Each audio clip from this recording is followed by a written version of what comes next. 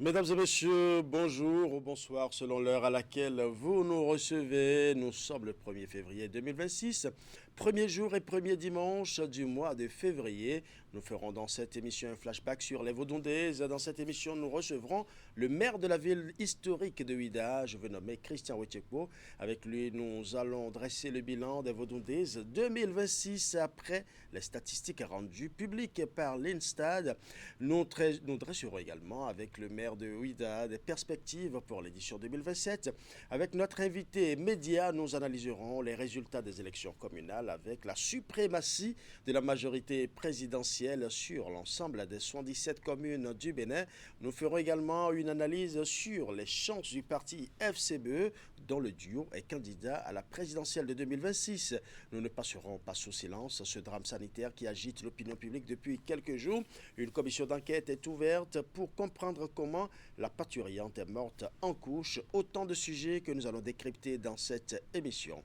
Et comme d'habitude, vous aurez droit à la revue de presse hebdomadaire de Asiongbon Kani Asiongbon et Actu sur le net de Florence Bossa. Et notre émission sera bouclée par la page culture. Aujourd'hui, nous recevons une Camerounaise qui vit et travaille au Bénin. Elle fait un mélange de rythmes, mais elle reste fidèle au makossa, au paloum et au soro des rythmes camerounais. Il s'agit de MT Ngouroua. Mais avant tout ceci, voici le journal.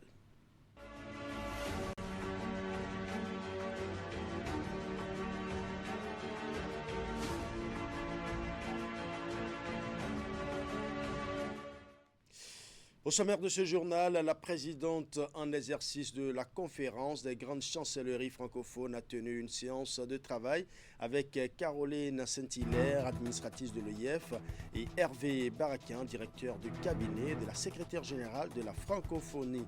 Au menu de cette rencontre, les modalités de collaboration possibles entre la conférence internationale des grandes chancelleries francophones et l'OIF. Les détails dans un instant.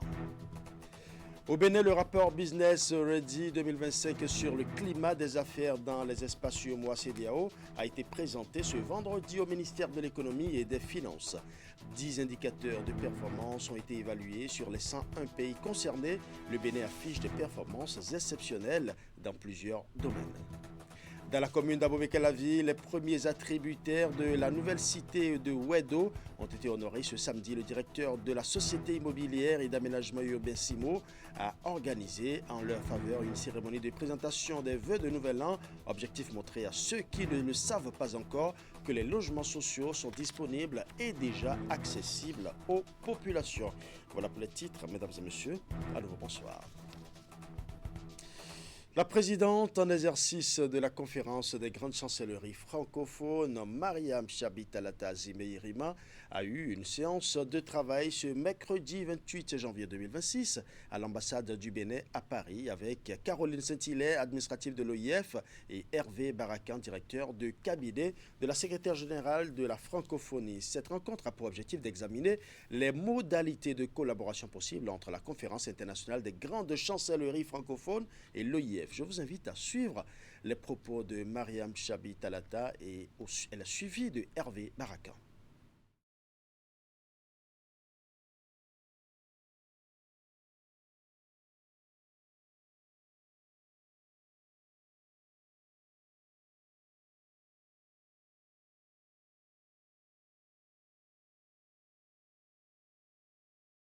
Au moment où je prenais les rênes de la conférence, il m'a été demandé de prendre contact avec les responsables de l'OIF pour voir avec vous les modalités d'une collaboration. D'autant plus que ce qui nous réunit, nous aussi, c'est le français. Conférence internationale des grandes chancelleries francophones. Nous connaissons votre institution de loin et nous nous rendons compte que sur plusieurs domaines ou plans, vous travaillez avec des structures. Vous avez par exemple des juristes francophones, des parlementaires francophones, et nous nous sommes dit pourquoi pas des grands chanceliers francophones. On a regardé le dossier, puis on est très sensible aussi à l'existence de ce regroupement des grandes chancelleries francophones. C'est pas une organisation, un rassemblement qui est jeune, qui est quand même depuis 2003, donc il y a quand même aussi pas mal de travail qui a été fait, évidemment. assez représentatif parce que vous êtes dans 17 pays de l'espace francophone, avec des valeurs, c'est vrai, qui sont aussi proches des nôtres et on est évidemment très sensible à la dimension voilà, d'excellence, de reconnaissance, de mémoire, de distinction dans un monde où on va de plus en plus vers de l'immédiateté. Si on peut vous aider par des mises en relation diverses et variées, c'est aussi ce à quoi sert cette organisation, d'être cette plateforme sur les 5 continents. Prendre le taureau par les cornes, c'est l'intention affichée par la plateforme nationale de réduction des risques de catastrophes après les sinistres naturels ayant éprouvé plusieurs localités du nord du Bénin en 2025. Une session extraordinaire est organisée ce jeudi à Cotonou au ministère de l'Intérieur et de la Sécurité publique. Objectif, évaluer la situation sur le terrain et adopter une réaction opérante. Voici le compte rendu de cette rencontre avec Hugues Vingbe sur les images de Elvis Tonoucoin. Plus de 3000 habitations détruites, plus de 1500 km de pistes dégradées, plus de 24 700 hectares de cultures endommagées, 90 décès, 66 290 ménages touchés. Les statistiques révélées par la présentation des résultats de l'évaluation sommaire des dégâts des inondations au Bénin d'avril à novembre 2025 dans les communes septentrionales sont éloquentes quant à la gravité de la situation. Ça a été dû certainement au changement climatique. Donc nous avons eu beaucoup plus de pluviométrie qui était au-delà de ce que nous pouvions gérer. Donc tout ce qui était au-delà de ce que du moins les cours d'eau pouvaient contenir. Donc les cours d'eau sont sortis de leur lit. Ce tableau dramatique appelle des mesures aussi urgentes qu'importantes. D'où cette session extraordinaire de la plateforme nationale de réduction des risques de catastrophes regroupant du public au privé toutes les parties concernées. Nous devons mobiliser davantage de ressources, renforcer notre présence opérationnelle, assurer la sécurité des équipes et organiser efficacement les secours. Parallèlement, il nous faut amorcer dès maintenant la planification du relèvement afin de permettre aux populations de retrouver progressivement une vie normale. La présentation du bilan des dégâts assorti de recommandations est suivi d'un échange interactif ayant permis aux participants de faire des apports et de soulever quelques préoccupations. Les travaux sont censés aboutir à l'élaboration du PDNA, un document global présentant les besoins post-catastrophe. Parlons à présent de la séance de revue du plan de travail annuel au ministère de l'Énergie, de l'Eau et des Mines. Dans l'ensemble, les performances sont satisfaisantes et enregistrées au titre de l'année 2025. Le ministre en charge du secteur, José Didier Tonanto, n'a pas manqué de féliciter ses collaborateurs. On note une performance globale de 76% du plan de travail annuel, selon le patron de ce département ministériel. Suivant. La mise en œuvre du PAG a permis d'enregistrer des améliorations profondes, significatives des conditions de vie des populations sur toute l'étendue du territoire national. Aujourd'hui, le Bénin dispose d'une capacité propre de production de l'énergie électrique alors de 170 MW sur un besoin de 312. Environ 5 personnes sur 10 ont accès à l'énergie électrique, contre 3 personnes en 2016. 8 personnes sur 10 ont accès à l'eau potable, contre 4 personnes en 2016. Le taux de couverture en eau potable en milieu rural est passé de 42% en 2016 à 80% en 2024. Le taux de desserte en eau potable en milieu urbain est passé de 53% en 2016 à 75% en 2024. Alors, quel bilan pouvons-nous faire s'agissant de la tranche annuelle 2025? Globalement, nos efforts communs et conjugués ont permis d'obtenir les résultats suivants au 31 décembre 2025. Sur la base des engagements, nous avons enregistré une performance globale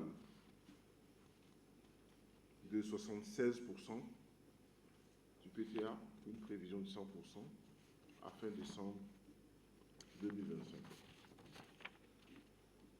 S'agissant des ordonnancements, nos efforts ont permis d'enregistrer une performance globale de 74% pour une cible également de 100%, contre une performance de 60,68% en 2024 à la même période, soit une performance en progression de 21,95%.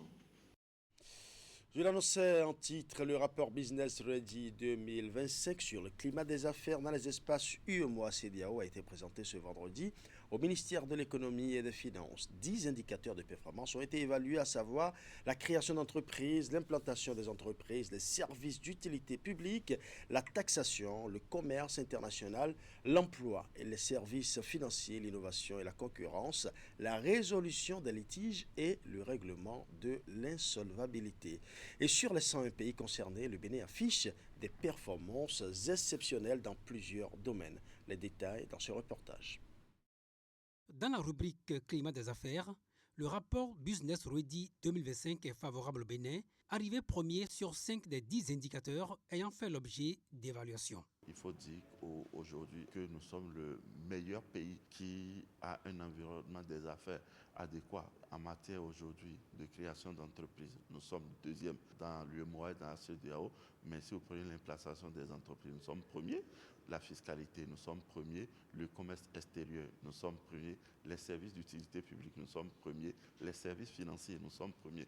Et chaque fois dans le top 5 au niveau de l'Afrique. Donc il faut véritablement féliciter le gouvernement, son chef, le président Patrice Talon, avec le ministre des Finances, qui ont pu vraiment impulser au niveau de toutes les structures qui ont en charge des pans du climat des affaires, insuffler les réformes qu'il faille mettre en œuvre afin que le Bénin puisse vraiment se hisser comme un pays phare en matière de climat des affaires dans notre sous-région et également dans le monde. Cette évaluation a pris en compte aussi 3 piliers, à savoir le cadre réglementaire, la qualité des services publics et l'efficacité opérationnelle. Dans ces rubriques, le Bénin occupe des positions intéressantes dans l'UEMOA comme dans la CEDEAO. Seul bémol, son classement mitigé dans les secteurs de l'emploi, de la résolution des litiges, des marchés et de la concurrence. Parce que ce sont de nouveaux indicateurs, c'est pour la première fois que ces indicateurs ont été pris en compte. Maintenant que nous avons vu là où nous ne sommes pas bons, nous avons pu identifier les points de faiblesse. Il n'y a pas de raison que pour les prochaines évaluations, le Bénin ne puisse pas mieux porter. Il faut rappeler que Business Ready est le successeur de Doing Business et a commencé son exercice depuis 2024. Le Bénin s'est fait évaluer pour la première fois en 2025, contrairement à certains États parmi les 100 autres concernés par le présent rapport. Les premiers attributaires de la nouvelle cité de Wedo dans la commune d'Abomey-Calavi ont été honorés ce samedi. Le directeur de la société immobilière et d'aménagement urbain Simo a organisé en leur faveur une cérémonie de présentation des vœux de Nouvel An. Objectif, montrer à ceux qui ne le savent pas encore que les logements sociaux sont disponibles et déjà accessibles aux populations. Voici le compte rendu. Jouer au baby-foot, faire du toboggan ou des jeux de voiture sur du gazon entre tout doucement dans les habitudes de ces enfants installés depuis quelque temps dans leur nouvelle maison. Leurs parents sont les tout premiers bénéficiaires à intégrer la nouvelle cité de Wedo. Et c'est pour eux que la société immobilière d'aménagement urbain Simo organise cette soirée spéciale de présentation des vœux du Nouvel An. La CIMO a voulu organiser cette cérémonie de présentation de vœux pour montrer à toute la population béninoise tout le travail que le président Patrice Talon a eu à faire et comment ce président pense au bien-être des Béninois. Je suis heureux de vous dire que désormais Wedo vit. Nous avons le cadre de vie rêvé qui est réalisé effectivement et mis à disposition des bénéficiaires. Wedo vit parce qu'en première phase de commercialisation, nous avons enregistré près de 8000 demandes. Et nous avons, par rapport à la première tranche de 1100 logements disponibles, procédé à des attributions. Et depuis décembre 2025, nous avons une centaine d'attributaires qui ont aménagé ici à Wedo. Ces premiers occupants de la nouvelle cité de Wedo sont donc honorés et le gouvernement entend tout mettre en œuvre pour qu'ils se sentent davantage mieux ici. Le gouvernement, très prévoyant, a lancé il y a quelques mois la construction de 36 salles de classe dans le CGE La Verdure à côté. Mais il a pensé également à tout ce qui peut leur être nécessaire, utile pour leur meilleur cadre de vie. Par ailleurs, la nouvelle cité administrative d'Akhosoubeta sera bientôt mise en service au profit des agents de l'État qui n'auront plus besoin d'aller à Cotonou pour travailler.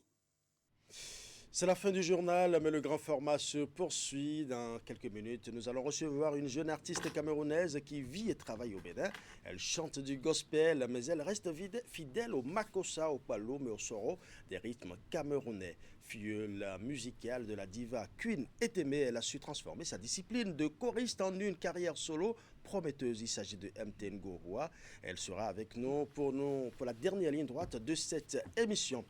Mais avant elle, nous recevrons Aziz Adam Soulé, notre invité média. Avec lui, nous analyserons les résultats des élections communales qui ont affiché la suprématie de la majorité présidentielle sur l'ensemble des 117 communes. Nous ferons également une analyse sur les chances du parti FCBE dont le duo est candidat à la présidentielle de 2026. Nous ne passerons pas sous silence ce drame sanitaire qui agite l'opinion publique depuis quelques jours. Une commission d'enquête est ouverte pour comprendre comment la parturiente est morte en couche. Autant de sujets que nous allons décrypter dans cette émission. Mais avant tout ceci, nous parlerons culture, tourisme et art avec le maire de la cité historique de Ouidah. Comment se passe l'après-Vaudondaise? Avec le premier citoyen de la ville, nous allons revisiter quelques aspects organisationnels de ce festival qui a drainé au Bénin 56 pays. Christian Wichekpo est notre invité de la semaine. La fête continue avec Canal+. Réabonnez-vous et nous vous offrons 15 jours à tout Canal+, pour profiter de tous les meilleurs programmes. L'occasion se présente enfin à moi. Parfait pour découvrir de nouvelles séries. On va passer un très bon moment. D'accord. Que la fête commence. Tomber amoureux avec Le Bachelor. Mais j'ai un petit coup de cœur quand même. Faire le plein de grands spectacles. Qu'est-ce que vous venez de dire? C'est-à-dire à la soirée de Kinshasa. Ouais, c'est aussi pour ça que je suis là. Je l'ai enfin trouvé. Et débattre des grands matchs du moment avec les grandes bouches. Très très heureux de vous retrouver. Canal+ à 30 ans. Et on n'a pas fini de vous surprendre.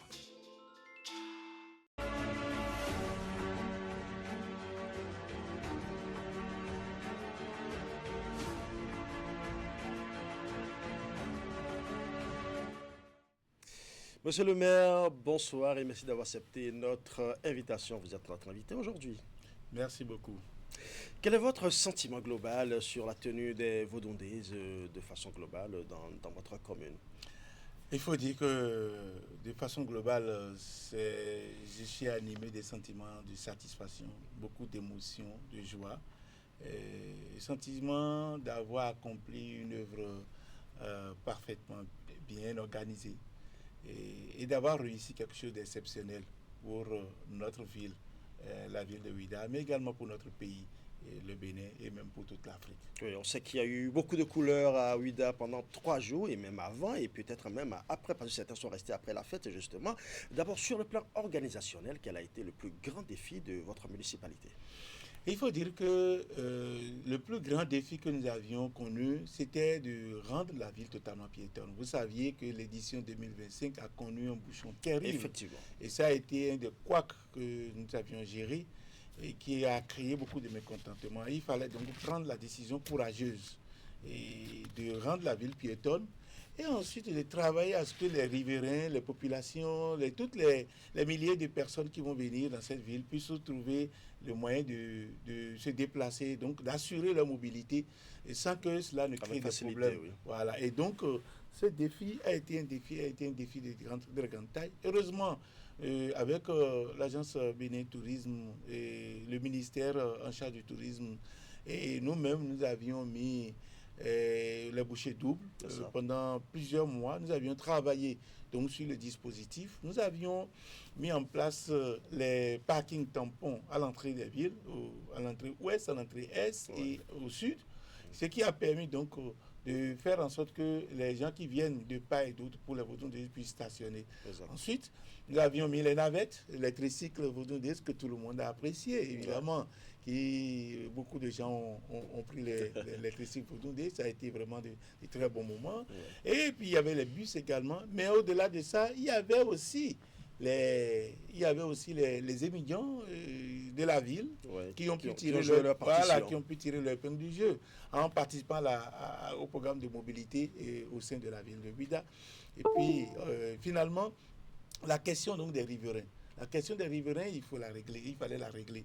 Nous avions, ensemble avec la direction générale de la police républicaine et l'agence Bénin Tourisme, nous avons mis en place donc des badges, des passes que nous avions données aux différents riverains, qui étaient recensés un peu avant, pour qu'ils puissent coller sur leur voiture afin donc de leur faciliter. Pour rejoindre leurs différents domiciles. Exactement. Voilà un peu. Oui, mais dites-moi, monsieur le maire Christian Ouetchenou, avec le recul, quels sont les principaux couacs ou dysfonctionnements identifiés lors de cette édition de 2026 ?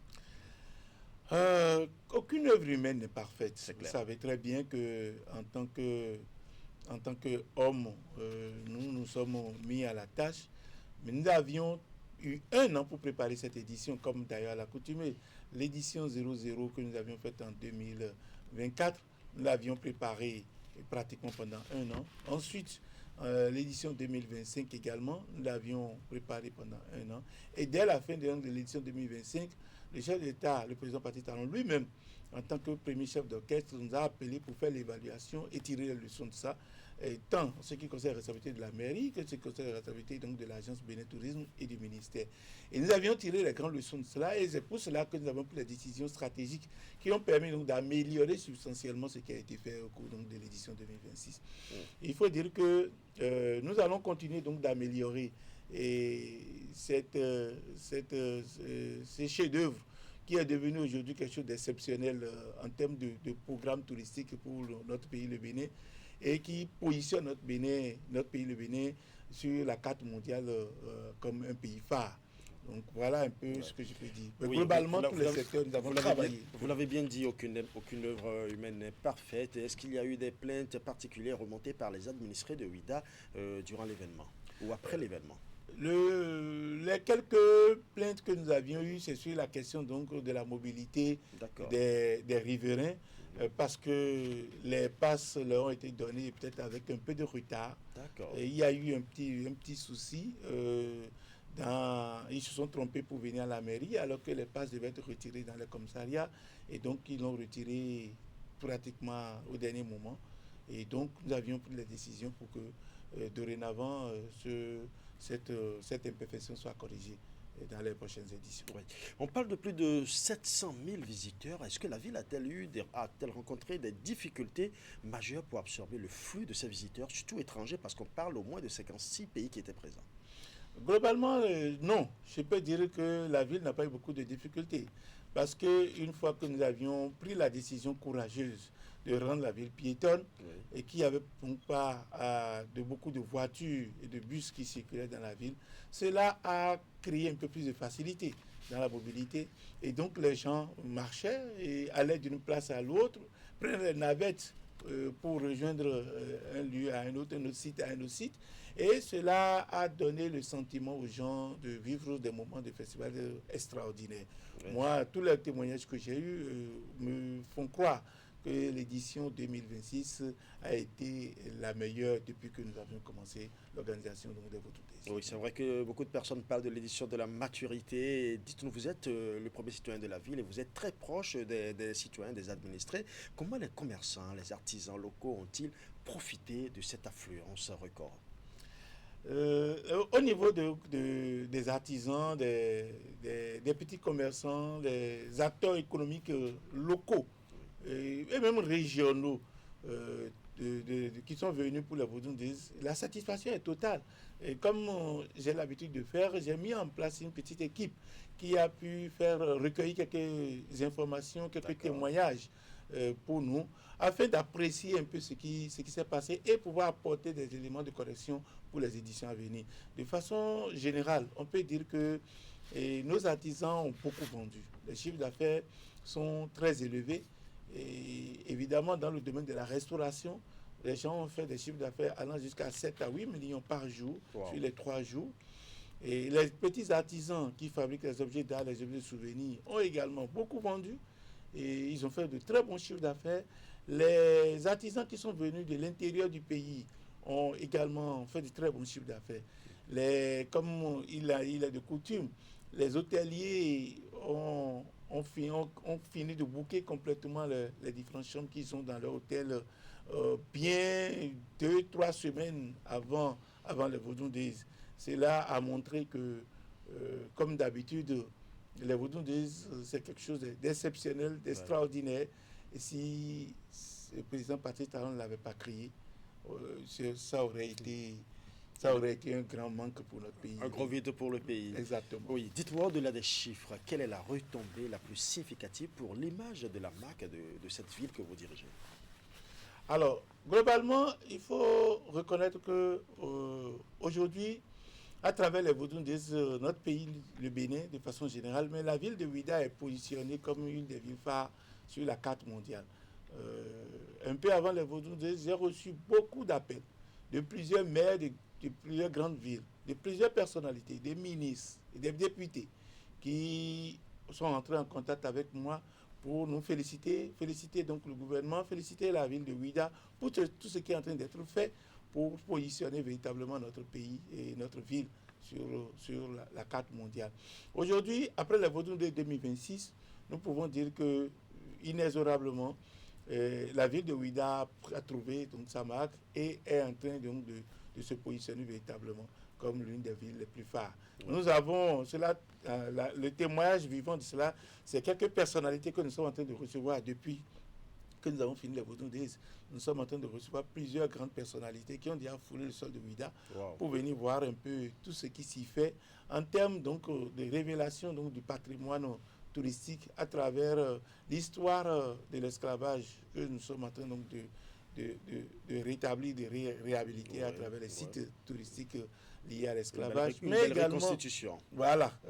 Également les différents couvents vaudous et le patrimoine vaudou que nous sommes en train donc, de reconstruire progressivement. Tout cela aujourd'hui constitue aujourd'hui un trésor exceptionnel que nous sommes en train de bâtir à Ouidah. Dites-moi, monsieur le maire Christian Ouetchenou, quelles leçons tirez-vous de cette édition pour améliorer l'accueil de 2027?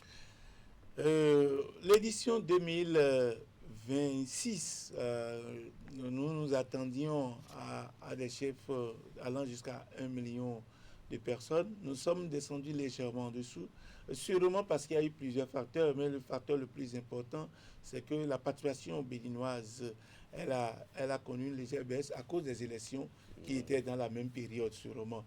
Et donc, nous espérons que l'édition 2027 va connaître un taux de participation record. On va probablement franchir le cap du million de personnes. Il faut aussi reconnaître qu'aujourd'hui, la participation étrangère a connu un petit bond, mais pour l'édition 2027, on pourrait encore avoir de meilleures participations parce que plusieurs délégations étrangères n'ont pas pu faire les déplacements pour diverses raisons, des raisons de visa, des raisons de disponibilité de transport, surtout sur le continent américain. Beaucoup n'ont pas pu venir parce qu'il y avait des difficultés pour avoir donc des vols à temps. Et nous espérons que l'édition 2027 va connaître une participation encore plus élevée que cela. Et c'est d'ailleurs pour cela que déjà, nous avions déjà fait les séances d'évaluation, de débriefing, pour voir un peu ce qui a marché, ce qui n'a pas marché. Et dans les tout prochains jours, nous allons ensemble avec l'agence Bénin Tourisme et le ministère en charge du tourisme mettre en place la dynamique nécessaire, les dispositifs qu'il faut pour commencer par préparer l'édition 2027. Oui.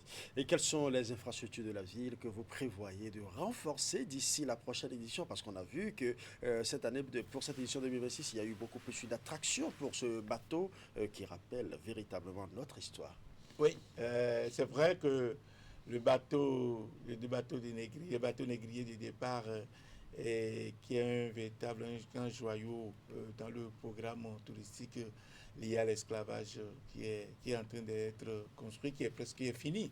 Il reste juste quelques 2 ou 3 éléments à ajouter pour pouvoir l'inaugurer et permettre donc aux gens... Il sera inauguré cette année? Bien sûr, je vous assure que ça va être inauguré cette année. Au-delà de ça, il y a plusieurs autres infrastructures qui vont sortir de terre. Vous avez, quand vous venez à Ouidah aujourd'hui, il reste encore quelques chantiers. Et nous allons continuer donc de travailler sur quelques couvents vaudous. Mais aussi, nous allons travailler sur la place Zomachi, qui va probablement finir cette année. Mais au-delà de ça, le plus grand défi aujourd'hui pour la ville de Ouidah, c'est sa capacité d'accueil. Beaucoup de gens continuent donc de dormir à Cotonou s'ils viennent pour les Vaudou Days. C'est un véritable problème sur lequel nous sommes en train de pencher. Et nous avons plusieurs solutions. Nous avons les solutions locales avec les citoyens de la ville pour mettre en place ce qu'on appelle vivre chez l'habitant à Ouidah, un mécanisme de guest house à domicile pour permettre à un certain nombre de personnes qui viennent pour les Vaudou de façon ponctuelle de pouvoir dormir dans des chambres. Ça se voit dans les grandes villes touristiques qui accueillent des grandes manifestations de façon périodique. Ensuite, nous allons, avec le gouvernement, il y a le programme de construction donc, de certain nombre d'hôtels qui sont en cours et qui vont se poursuivre, notamment le Club Med, les chantiers du Club Med qui sont en train de démarrer très timidement, qui vont pouvoir s'accélérer. Il y a les autres complexes hôteliers qui vont se mettre en place également. Mais, comme je l'ai dit l'année passée, la mairie de Ouidah, à travers le plaidoyer que je suis allé faire à la Chambre de commerce et d'industrie et à travers plusieurs partenaires, nous avons mis en place un dispositif spécifique pour accueillir tous les investisseurs qui vont venir s'installer dans la ville de Ouidah pour accroître l'offre d'accueil, l'offre hôtelière de la ville de Ouidah.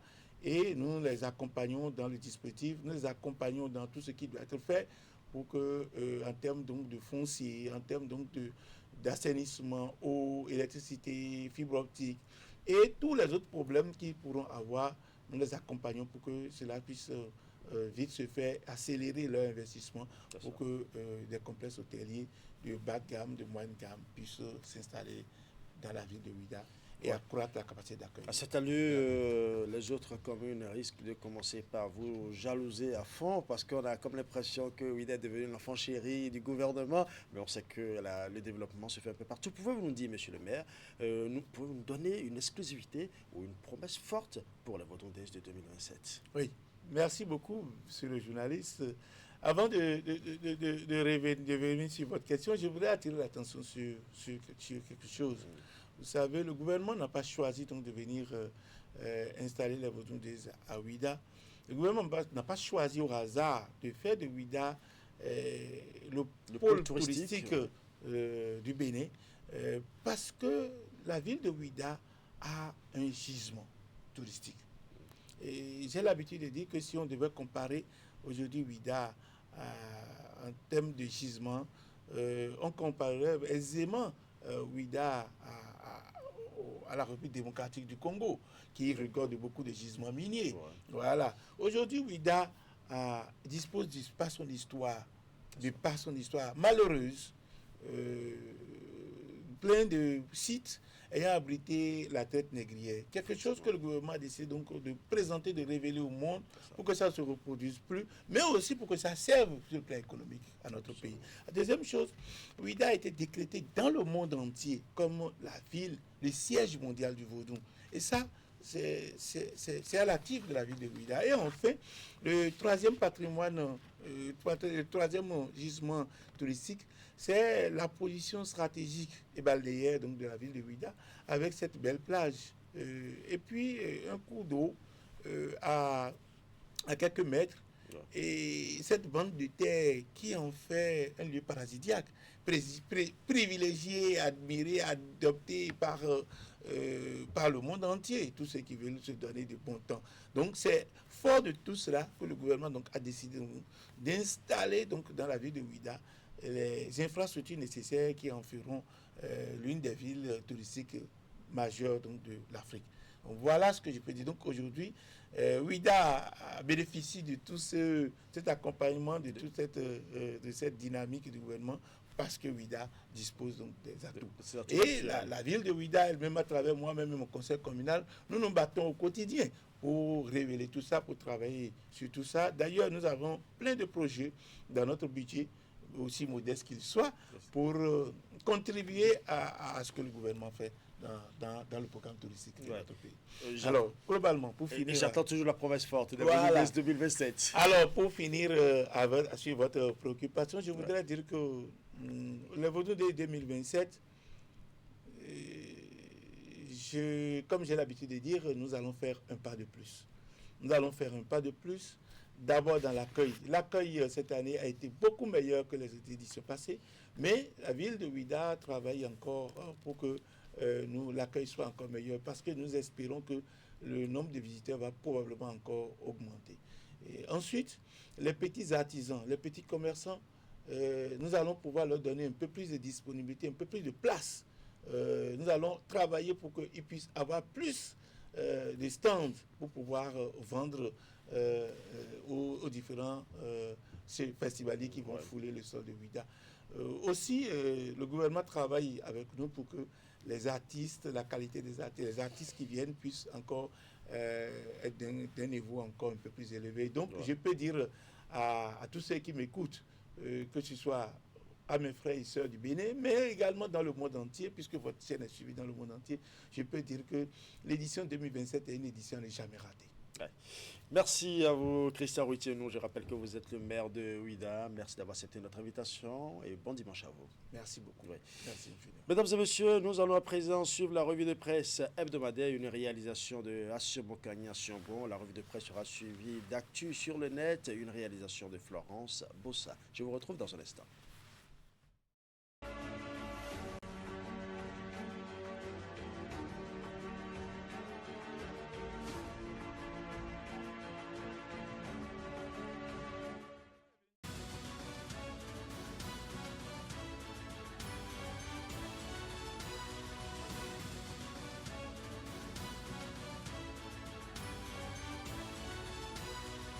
Mesdemoiselles, Mesdames et Messieurs, bonjour. Le dossier de la tentative de coup d'État du 7 décembre 2025 s'élargit. Pointait Fraternité dans sa publication de vendredi. Interpellé, puis présenté au magistrat de la Criette, l'ancien ministre des Sports, Alassane Tigri, proche du parti d'opposition Les Démocrates, a été placé en détention provisoire à l'issue de son audition le jeudi 29 janvier 2026, estimant les éléments suffisants. À ce stade de l'enquête, le parquet spécial de la Criette a requis le placement en détention préventive de l'ex-ministre, une demande suivie par le juge des libertés et de la détention qui a ordonné son incarcération par mandat de dépôt.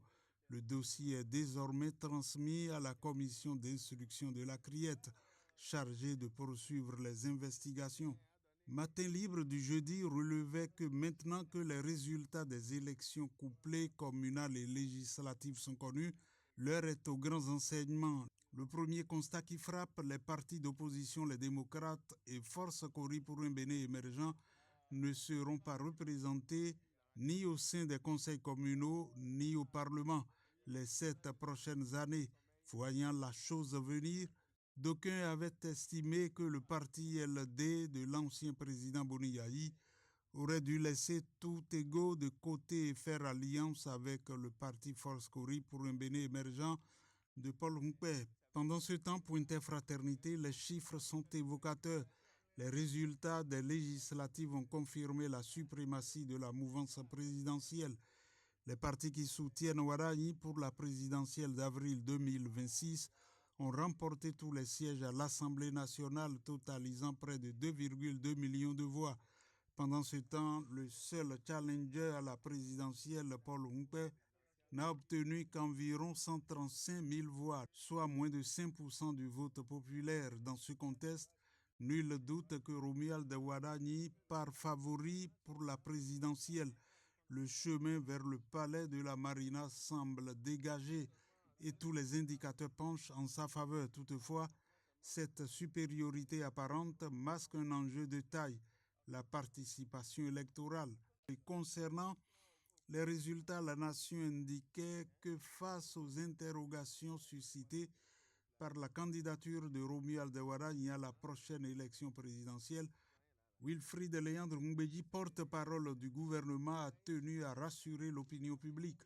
Selon lui, le maintien du ministre d'État chargé de l'économie et des finances au sein du gouvernement ne pose aucun problème. Il est certain et rassure que les moyens de l'État ne seront pas utilisés à des fins de campagne électorale. Pour sa part, la presse du jour écrivait que la cellule de suivi et de contrôle de la gestion des communes a rendu public les résultats définitifs du test de sélection 2025 pour les postes de directeur des systèmes d'information, directeur des services techniques, personne responsable des marchés publics et secrétaire administratif d'arrondissement.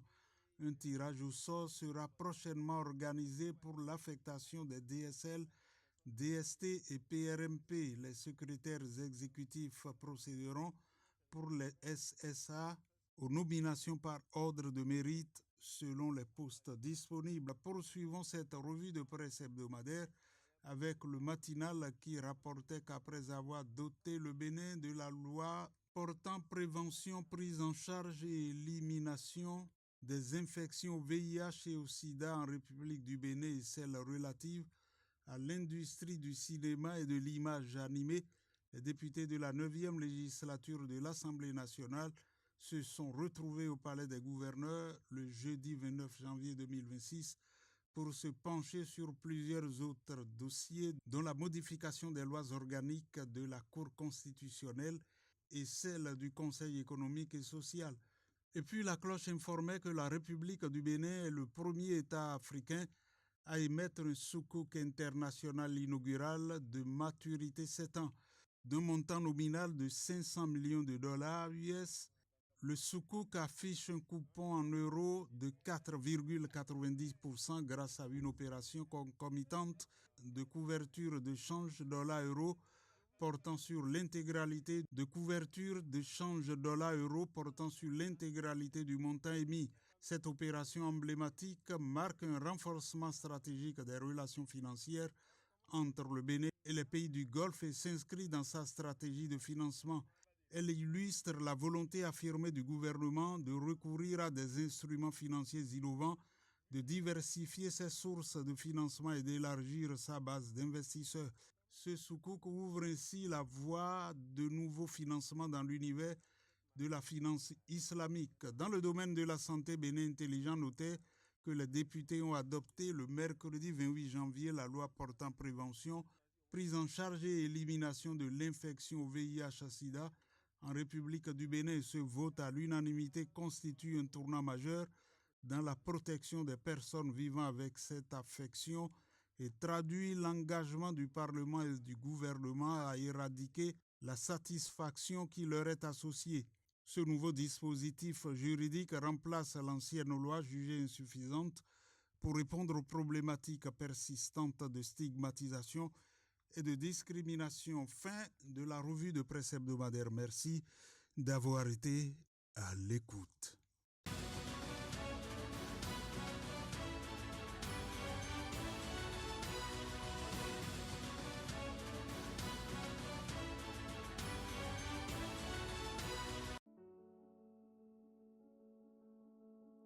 Le youtubeur et streamer américain Esho Speed était en tournée sur le continent africain. Au total, il aura visité 20 pays en un mois, créant l'événement partout où il est passé. Course contre un guépard en Afrique du Sud, visite d'une mine de diamants au Botswana, découverte des spécialités culinaires éthiopiennes, danse au Kenya, exploration des pyramides d'Égypte. L'influenceur afro-américain Esho Speed a achevé une exubérante tournée de 28 jours en Afrique, où il a offert à ses 50 millions d'abonnés sur YouTube l'image d'un continent jeune et dynamique.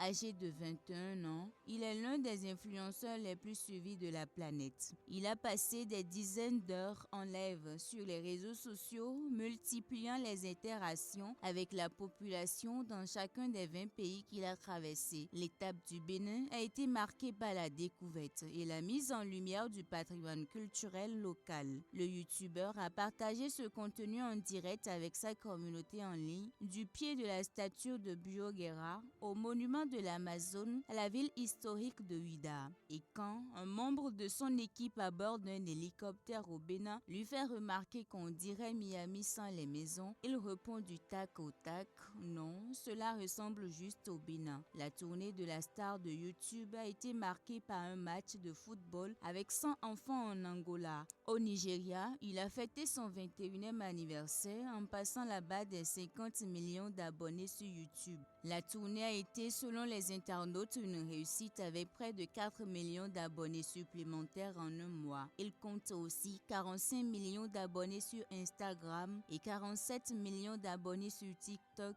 pour une fortune personnelle estimée à 20 millions de dollars. Son objectif n'était pas de se poser en sauveur de l'Afrique, mais d'en montrer la vraie image sans paternalisme ni victimisation, assure ses fans.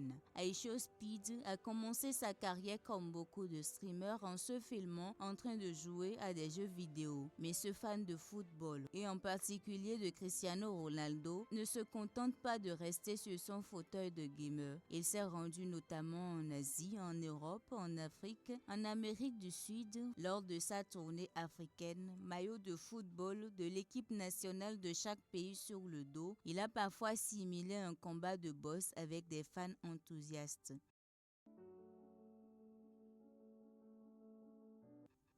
Autre actualité, la cérémonie solennelle de montée des couleurs nationales tenue ce lundi à l'Assemblée nationale au Bénin sous le leadership du président Louis Vlavonu a revêti une dimension toute particulière. À cette occasion, plusieurs agents et cadres civils et militaires de l'administration parlementaire ont été distingués pour leur exemplarité, leur professionnalisme et leur engagement au service de l'institution. Parmi les récipiendaires, André Dossa, directeur des services de l'information et de la communication à l'Assemblée nationale et ex-rédacteur en chef de la télévision Canal 3 Bénin. Il a reçu des mains du président de l'Assemblée nationale un témoignage officiel de satisfaction consacrant ainsi un parcours marqué par la rigueur, la loyauté et un sens élevé du devoir. Cette distinction vient reconnaître un cadre dont le comportement professionnel fait figure de référence au sein de l'administration parlementaire.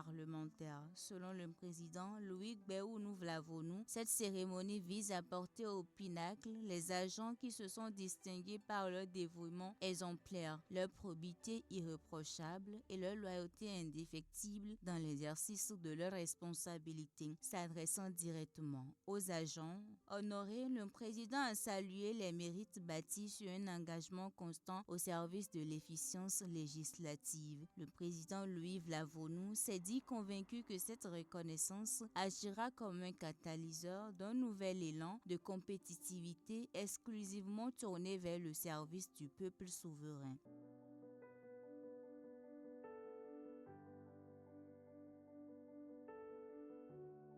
Autre actualité tenant en haleine, les internautes cette semaine sur la toile. À l'approche de la 4e édition du Festival international des arts du Bénin, le groupe Ampi innove avec un concept original et fédérateur, Chasse au trésor. C'est un jeu urbain participatif qui suscite un fort engouement sur les réseaux sociaux.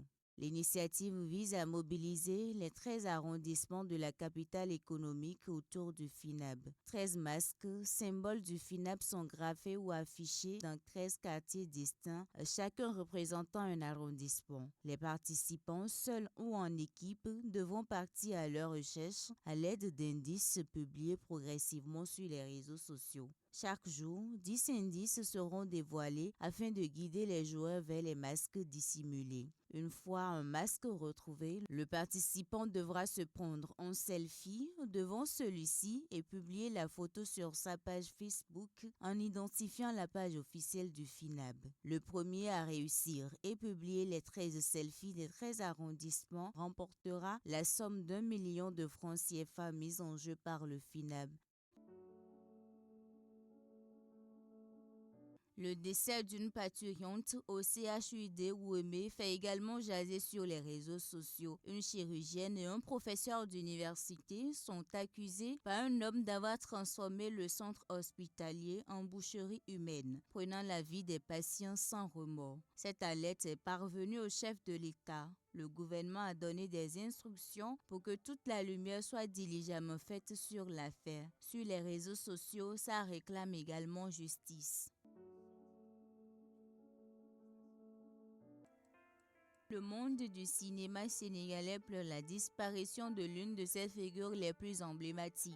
Halima Gardi, connue notamment pour son rôle marquant de Marraine Dial, S'est éteinte le lundi 26 janvier 2026 des suites d'un malaise. Âgée de 36 ans, elle laisse derrière elle un vide considérable dans le paysage culturel et sur les réseaux sociaux. Halima Gadi n'était pas seulement une actrice, elle était également une artiste complète, capable de transmettre à l'écran autant de force que de fragilité. Mère dévouée d'Anne Brabia, elle plaçait sa famille au centre de sa vie, partageant régulièrement sur les réseaux sociaux des moments du quotidien avec sa mère et ses frères et sœurs, parmi lesquels Kader Gadi, qui l'accompagnait fréquemment dans ses projets artistiques.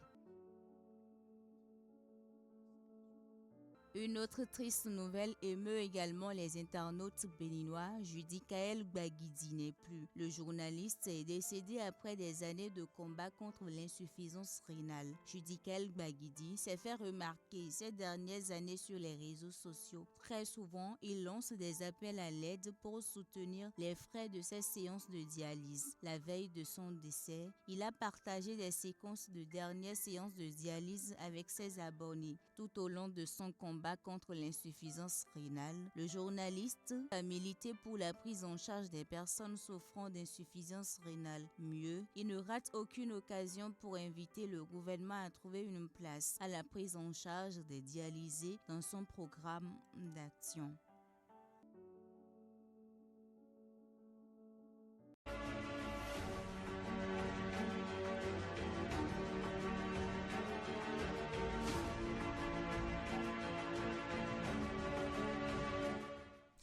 Merci à Chomo Kanyasongmo et à Florence Bossa pour ce voyage à travers l'information d'ici et d'ailleurs. Nous revenons en plateau avec notre invité média. Bonsoir Aziz Adam Soulé. Bonsoir à vous Ulrich, bonsoir à tous les amis téléspectateurs. Merci d'avoir accepté notre invitation. Déjà, nous parlerons des résultats des communales. On sait qu'il y a la domination de l'UPR et du BR, le bloc de la majorité présidentielle à travers l'Union progressiste de renouveau. Et le bloc républicain confirme son ancrage sur l'ensemble du territoire national. Comment expliquez-vous cette hégémonie quasi totale des deux partis de la mouvance sur les 77 communes? Tout part à première vue de la stratégie qui a été émise dès le départ par rapport justement à ces résultats-là que nous avons pu enregistrer, parlant de ce scrutin-là qui, a fort enjeu, même si à l'arrivée, on a pu voir certains, malheureusement, partis politiques de l'opposition qui n'ont pas pu se faire positionner, c'est bien dommage. Mais avant d'en arriver là, vous l'avez dit tout à l'heure dans vos propos introductifs, ces deux partis soutenant la galaxie de la majorité présidentielle qui viennent confirmer une fois encore leur hégémonie.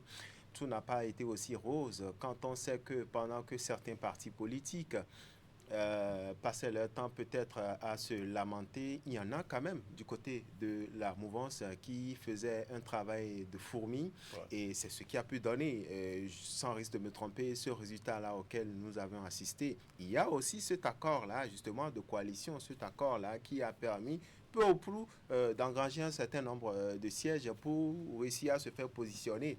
Ce qu'il faut aussi reconnaître, c'est que ces parties-là, ou on va dire ces zones-là, qui étaient, disons, des citadelles imprenables pour des partis, en tout cas de l'opposition, on a pu voir, par exemple, ce beau score-là que l'Union progressiste, le renouveau a pu faire dans certaines circonscriptions électorales. Idem également pour le parti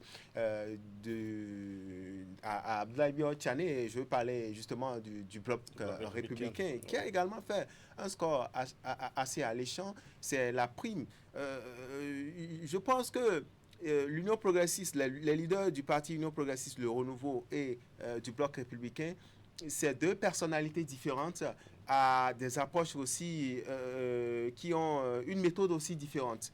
On a pu voir par exemple Joseph Djogbenou investit pratiquement toutes les communes du Bénin pendant la campagne électorale, parcourant monts et vallées, hameaux, pour aller au contact justement de ces populations-là, pour leur faire prêcher en tout cas la bonne nouvelle, si on peut le dire, de l'Union progressiste, le renouveau.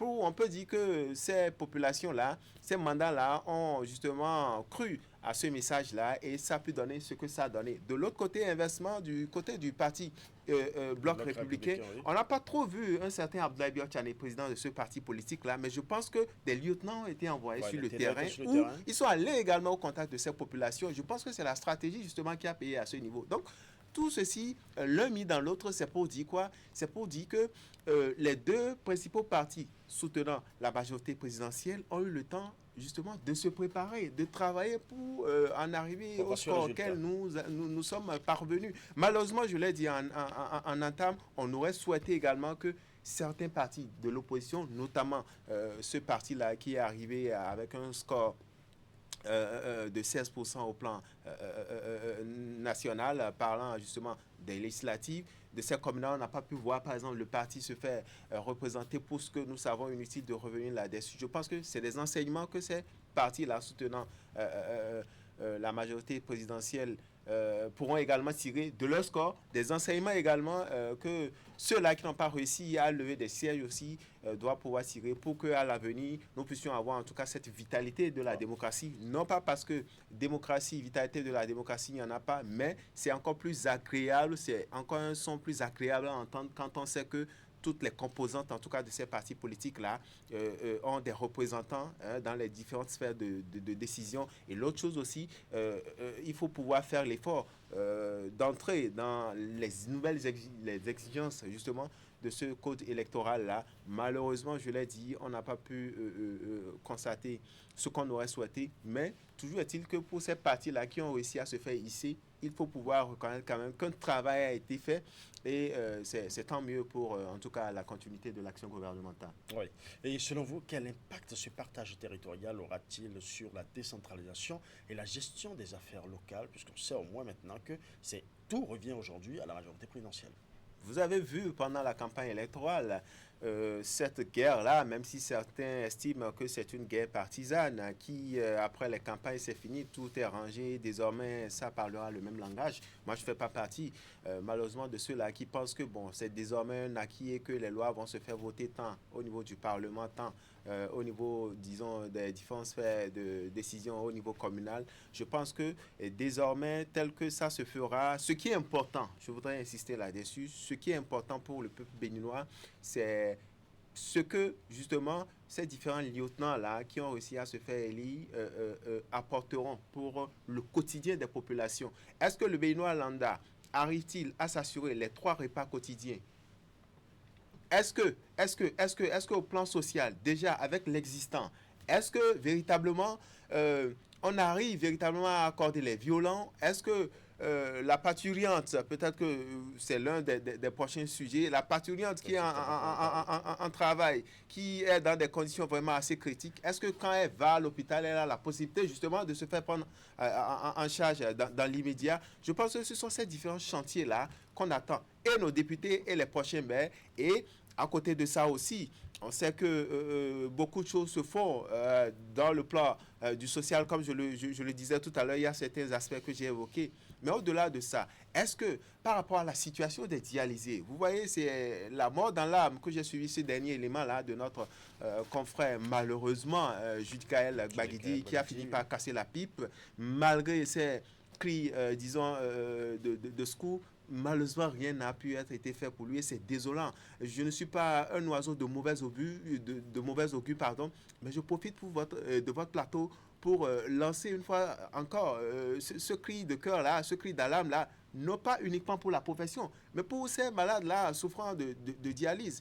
Ça, ce n'est que le cas isolé de Judikaël Gbagidi. Et ces milliers de personnes qui souffrent de choses, de l'insuffisance rénale, qui n'ont pas véritablement une prise en charge. J'ai un coutume de dire quelque chose qui fait rire certains confrères. Je dis, mais si il fallait choisir une maladie, quand ça vous arrive, cette maladie, normalement, n'était pas destinée à des personnes qui n'ont pas le minimum. Mais toujours est-il que ce qu'il faut pouvoir dire au-delà, en tout cas, on ne dit pas que des efforts dans le monde sanitaire ne se font pas, mais pour ces questions-là assez cruciales, je pense qu'il va falloir que, au-delà de ce qui se fait bien déjà, que le gouvernement enfin réponde favorablement, en tout cas, à ces besoins-là de la population pour que dans de pareilles situations, et aussi au-delà même de cet élan de solidarité, je l'ai dit, il a fini par succomber. Combien sont-ils encore? Combien sont-ils également dans la profession qui sont peut-être pas forcément atteints d'insuffisance rénale, mais qui sont dans des situations où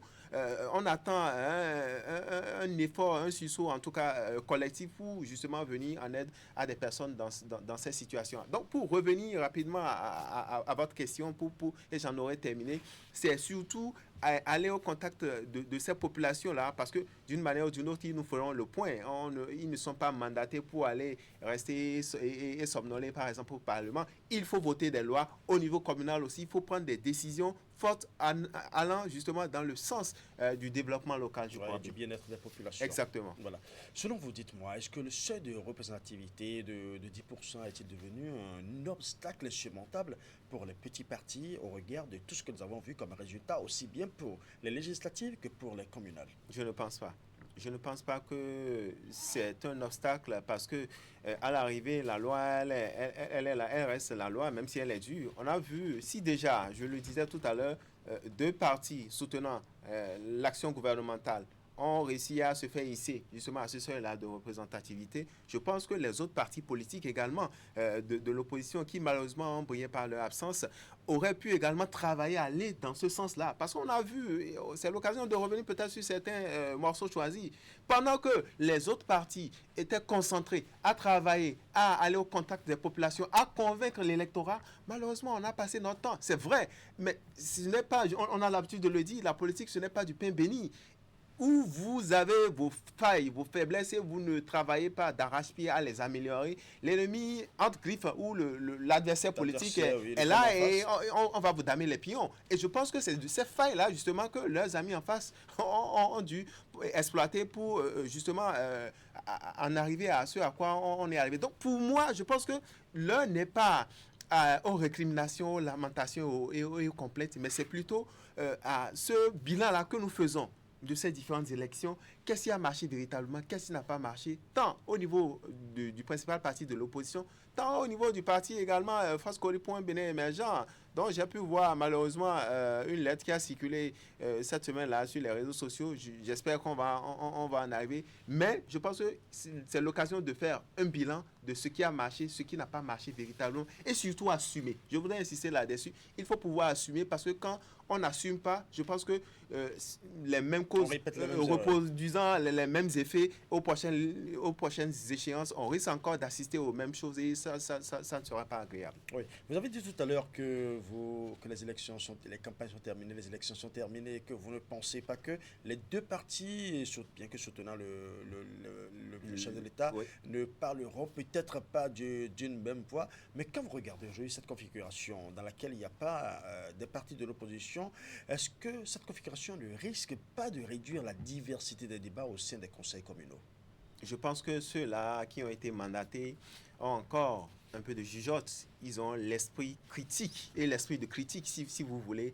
Et je pense que au nom, en tout cas, de ce serment-là qui a été pris, au nom de cet engagement-là, au-delà de la discipline de groupe, au-delà de tout ce qu'on peut leur reconnaître, je pense qu'ils ne sont pas allés seulement pour se remplir les poches, encore qu'on sait aujourd'hui comment tout est encadré. Ils y vont pour défendre la bonne cause. Et cette bonne cause-là, ça doit pouvoir se faire ressentir sur le quotidien de ces populations-là. Les besoins qui sont en attente, les besoins cruciaux des populations, c'est de ça qu'il faut parler. Ce n'est pas aller, disons, prendre une décision dans un sens unidirectionnel où, bon, voilà, à l'unanimité, on vote, on applaudit avec les pieds et des mains. Il faut que chaque, justement, conseiller au sein des partis politiques ou au sein, disons, de l'équipe puisse avoir la force de ses opinions, puisse dire, à ce niveau, c'est vrai, voici, parce que l'autre chose aussi, il ne faut pas critiquer, ne pas faire des propositions concrètes. Il faut pouvoir faire des propositions concrètes allant justement dans le sens du développement. Mais malheureusement, on a pu voir, en tout cas pour certaines, pour la mandature finissante, des personnalités, on va le dire comme ça, qui sont restées. Mais, comme je le disais, je vais espérer avec cette nouvelle mandature qu'on aura l'occasion, en tout cas, d'assister à des débats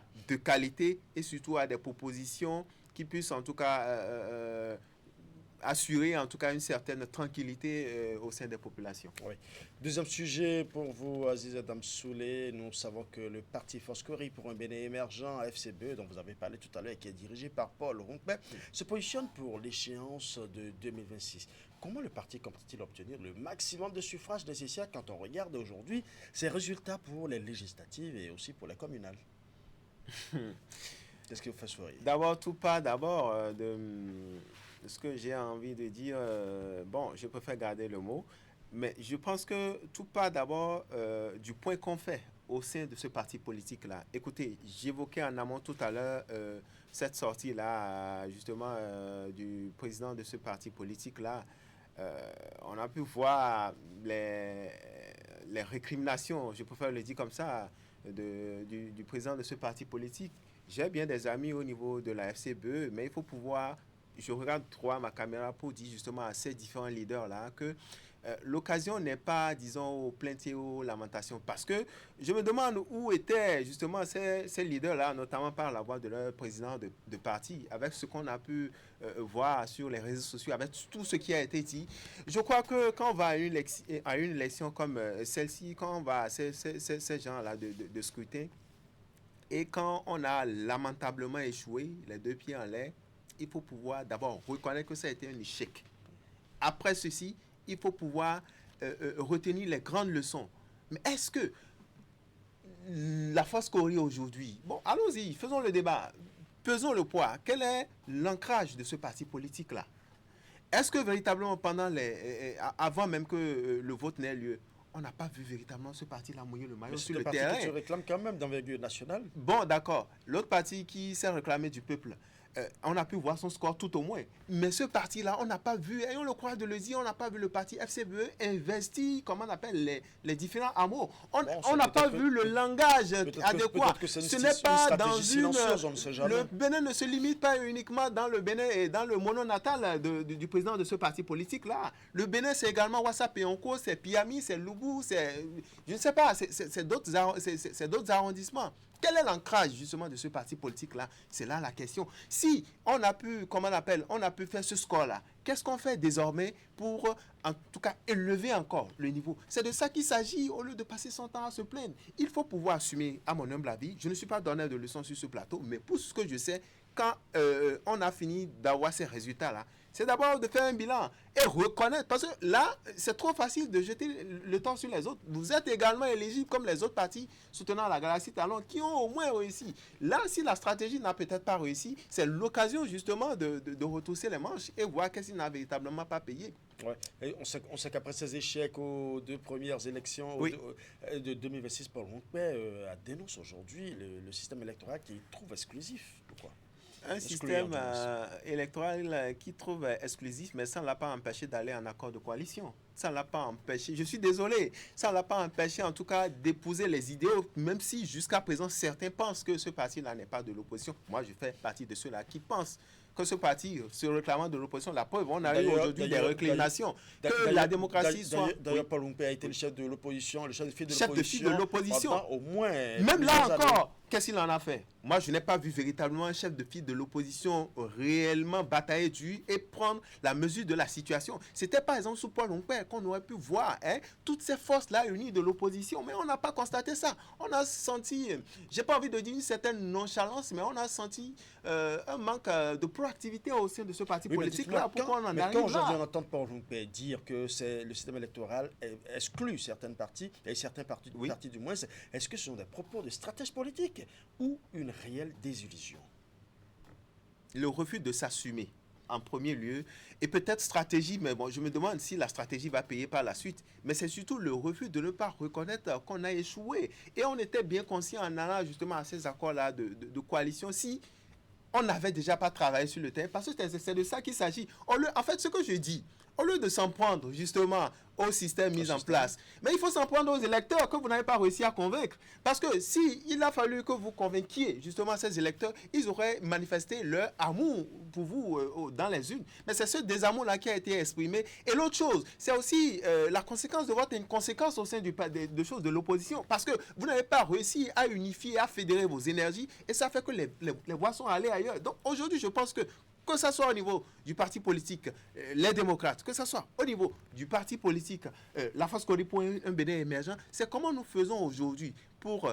Pourquoi pas, rien n'est encore tard, même si aujourd'hui les rails sont déjà tracés, mais rien n'est encore tard. On peut toujours se parler. Pour moi, je pense que c'est l'ego à la limite un peu surdimensionné qui a malheureusement, vous voyez, quand je prends le cas du Parti Les Démocrates, c'est un gâchis, 16% au plan national, 4% avec ce parti politique. Et je me rappelle encore, je pense que ce week-end, il a dit sur un plateau, l'un des cadres de ce parti-là qui, à la veille des élections, a claqué la porte. Je veux parler du directeur à l'école politique de ce parti-là, ex-directeur à l'école politique, j'ai nommé Alain Adiou, qui disait qu'ils ont la possibilité, eux, ils ont des parrainages à leur niveau, leur parrainage, mais vous voyez à la fin, le nombre de parrainages finalement que les démocrates ont pu obtenir. Je pense que si en son temps, on a pu faire taire les égos et les logos, aujourd'hui, le Parlement sera forcément représenté à l'Assemblée nationale avec ce...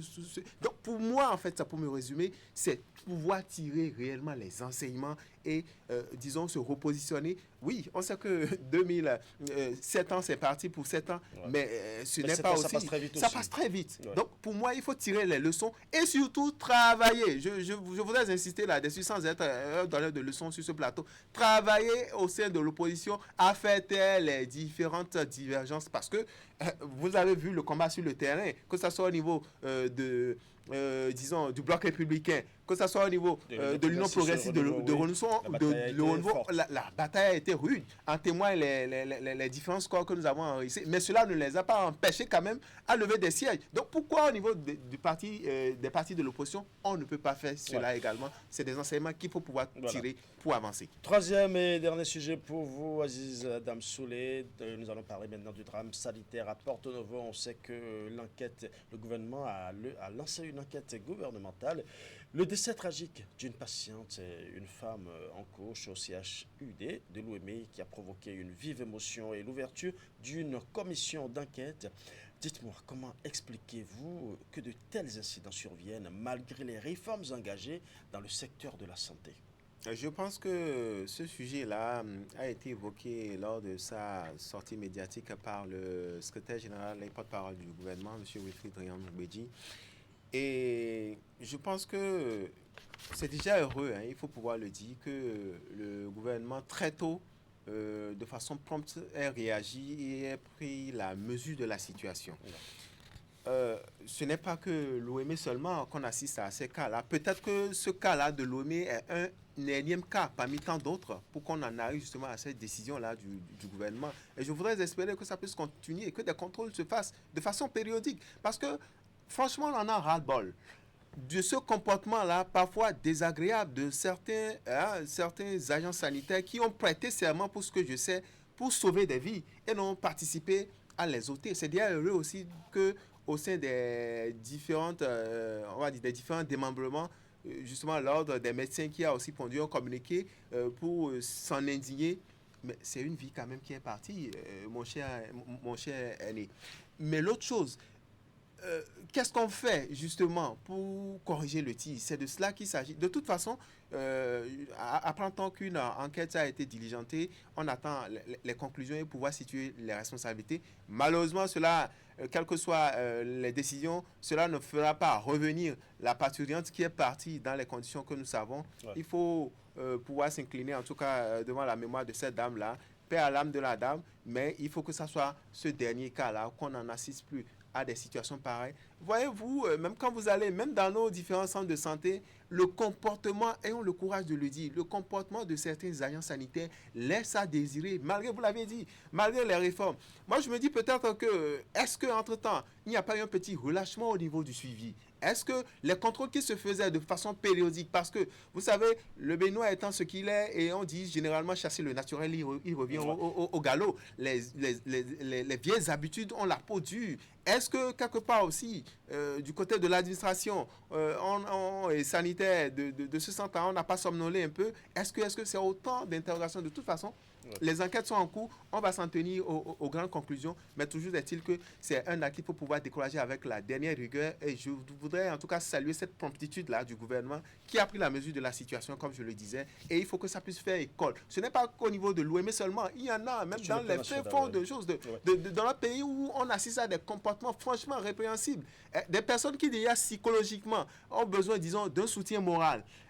Écoutez, une parturiente qui vient, vous devez l'accueillir, vous devez déjà l'installer psychologiquement. Mais parfois, c'est des attaques à la limite, des attaques verbales et au finish, bon, voilà, la dame n'est plus en condition pour créer. Et puisque vous parlez de suivi, j'aimerais bien savoir, est-ce qu'il est important d'asseoir des urgences, de mettre en place des mesures urgentes pour restaurer la confiance des usagers vis-à-vis des centres hospitaliers publics?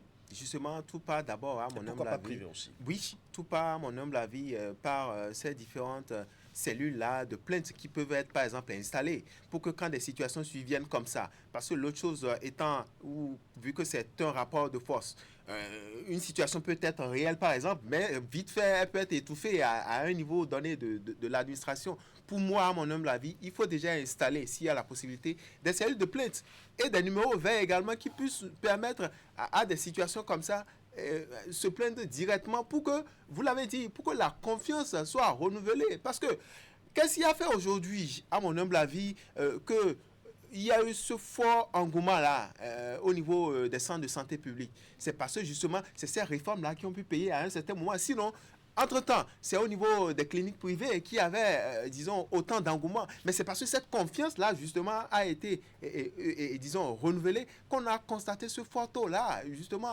dans cet engouement-là au niveau des centres de santé. Alors, si, à cause de quelques brebis galeuses, on doit en arriver à la déception, parfois même à la réticence, parce que d'une manière ou d'une autre, regardez avec ce dernier cas-là, c'est un coup psychologique au niveau d'une parturiente qui sait que dans les tout prochains jours, elle devait aller accoucher psychologiquement. Elle est préparée, toute une famille qui prend le coup. Malheureusement, par on va dire l'inconscience, ayant le courage de le dire, professionnelle. Pour l'instant, on n'a pas encore les résultats de l'enquête, on attend toujours les résultats de l'enquête. On attend toujours, mais malheureusement, le mal est fait, parce que ça, il faut pouvoir le dire, c'est un crime.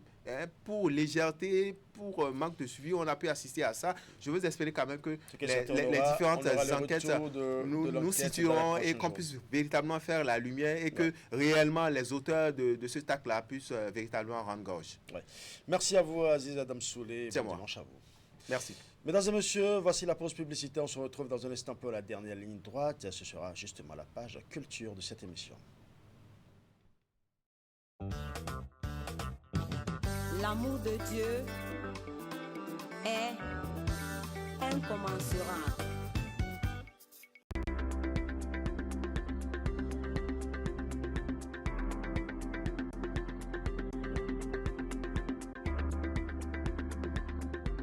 Dans tous les médias de service public, nous tenons rigoureusement, dans cette période électorale, le scrupule et le souci de l'honnêteté, de l'objectivité et de la véracité. Nous nous interdisons la publication de propos ou de déclarations qui ne sont pas de nature à favoriser le dialogue. Dans tous les médias du service public, nous nous conformons au respect strict de la déontologie et aux exigences de l'accès équitable des partis politiques, des associations et des citoyens. Dans tous les médias, nous nous conformons au respect strict de la déontologie et aux exigences de l'accès équitable des partis politiques, des associations et des citoyens. En outre, nous restons collés à l'obligation de l'accès équitable des partis politiques, de la société civile et des citoyens aux médias du service public.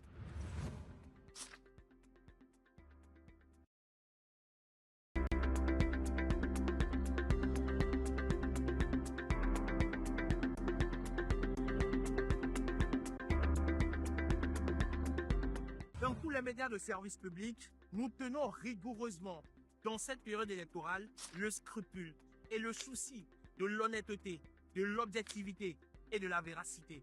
Nous nous interdisons la publication de propos ou de déclarations qui ne sont pas de nature à favoriser le dialogue. Dans tous les médias du service public, nous nous conformons au respect strict de la déontologie et aux exigences de l'accès équitable des partis politiques, des associations et des citoyens. Dans tous les médias, nous nous conformons.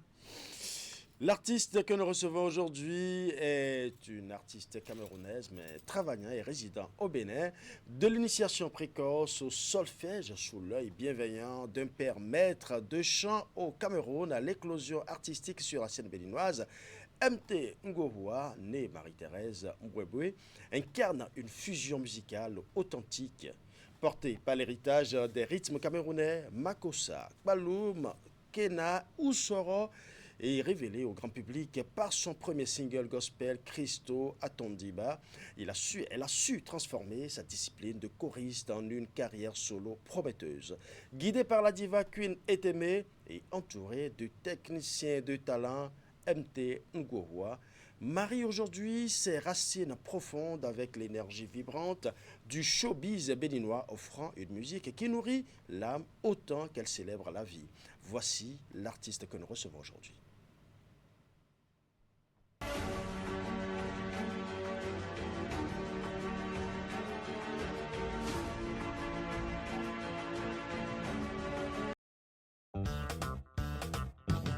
L'amour de Dieu est incommensurable.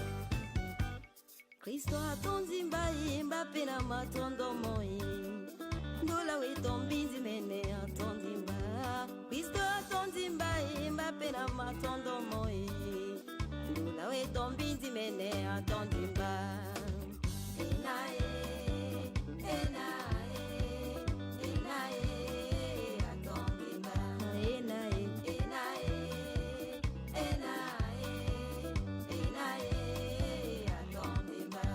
Je n'arriverai jamais à expliquer cet amour.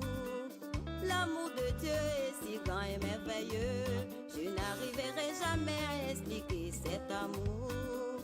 L'amour de Dieu est si grand et merveilleux.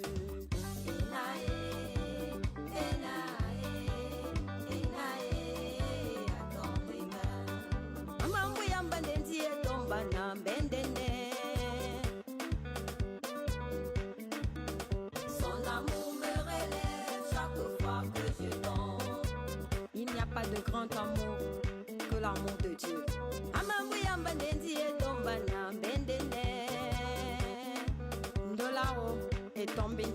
Son amour me relève chaque fois que je tombe.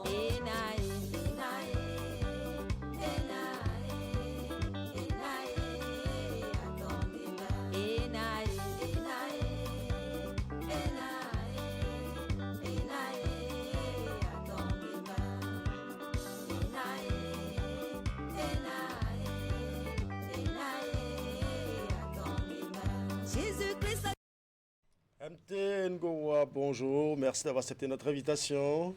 C'est un plaisir de vous recevoir sur ce plateau. Bonjour et bonjour à tous les téléspectateurs de Canal 3 Bénin. C'est la deuxième fois que j'arrive dans vos locaux. Merci de me recevoir. C'est toujours un plaisir de vous recevoir autant de fois que possible. Merci. Merci. Vous êtes au Bénin, vous travaillez au Bénin et vous chantez aussi au Bénin. Vous avez adopté le Bénin apparemment. Ah oui, quand j'arrive au Bénin, je trouve que c'est un pays vraiment calme et accueillant. Et j'y suis restée jusqu'à aujourd'hui. MT, le solfège à 5 ans, c'est quand même très jeune. Hein? Et quel est le souvenir le plus marquant que vous gardez des leçons de votre père? Mon papa était un enseignant déjà. Et on sait comment sont les enseignants. Un monsieur toujours correct. Un peu trop rigoureux parfois. Très rigoureux dans tous les domaines. Tellement rigoureux. Et au départ, il voulait que je reste dans un cadre choral, dans un cadre religieux. Mais à un moment donné, j'étais obligée de prendre l'envol ailleurs. Donc, c'était un monsieur qui il ne m'a pas laissé un héritage matériel, mais il m'a laissé un héritage qui est l'éducation de base. C'est ça. Voilà. Oui. Et comment l'exigence du chant choral, parce que vous l'avez dit tout à l'heure, vous voulez dans le cadre choral, religieux, mais comment est-ce que cette exigence du chant choral a-t-elle forgé l'artiste que vous êtes devenu aujourd'hui? Déjà à l'âge de 5 ans, il avait déjà constaté sur moi que j'aimais bien chanter. Je faisais des petites chansons. Je me rappelle que j'avais fait une petite chanson qu'il avait enseignée à l'école, à la CIL. On chantait « Nazonandia ». Donc, quand j'ai fait cette chanson, il a vu que j'aimais vraiment la chose.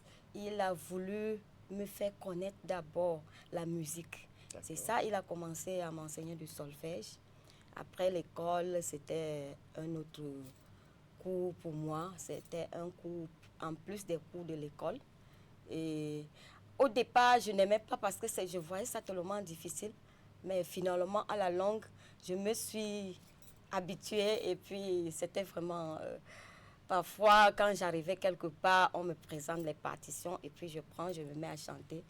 Et je me vantais, c'était un truc qui me faisait me vanter parce que j'avais un plus sur tous les choristes. J'avais toujours un plus. Il n'y avait pas de femmes qui chantaient avec de la partition. Et puis même à l'église, il n'y en avait pas. À un moment donné, j'ai dit merci à mon papa parce que il m'a donné quelque chose de plus. Un bon héritage en tout cas. Un bon héritage. Votre père n'était pas que le seul mentor que vous avez connu. Queen Etemeh vous a aussi gardé, conseillé de vous lancer en solo.